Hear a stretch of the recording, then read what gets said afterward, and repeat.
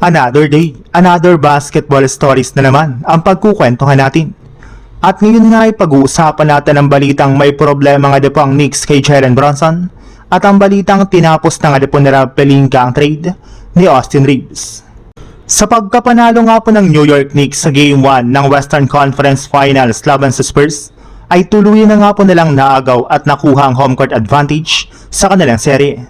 Kaya isang napakagandang balita nga po ito para sa team, gayong mas tataas na nga po ang conference dito ng lahat ng kanilang mga players at may pagkakataon na nga po ang Knicks na makuha ang 2-0 na kalamangan sa kanilang Game 2. Pero mukhang kahit lamang na nga po ngayon ang Knicks sa kanilang serye ay meron para naman nga po silang malaking problema na dapat paghandaan sa kanilang mga susunod na game. Matapos magtamo ng dalawang klaseng injury ang kanilang superstar na si Jalen Brunson sa kanilang Game 1. Una na nga po dyan ay ang pagkakaroon nito ng high ankle injury na sinundan rin naman na pagtatamo niya ng right knee injury. Ito na nga po ang mismong rason bakit masyado siyang nag-struggle sa kanyang shooting sa umpisa ng kanilang laban.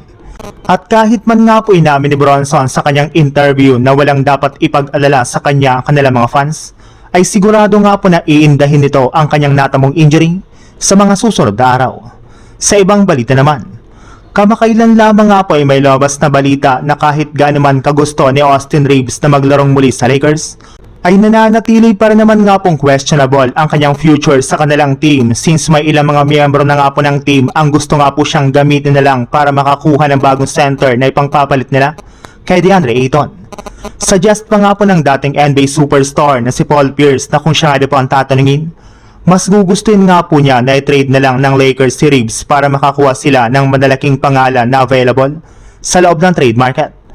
Ito na nga po ang mismong rason bakit marami pa ring mga superstar ang nakadikit sa kanilang team katulad na lang ni Giannis Antetokounmpo, Kyrie Irving, Jalen Duren at si Michael Porter Jr. Subalit kahit man nga po marami pa ring mga nagsisilabasan ngayon na trade kay Austin Reaves, ay ikinumpirma na rin naman nga po ni Rob Pelinka na wala silang balak na i-trade siya ngayong offseason o gamitin ito sa isang sign and trade deal. Naniniwala nga po ang Lakers na si Reaves pa rin ang pinakanararapat na player na magiging katandem ni Luka Doncic sa future ng kanilang kupunan.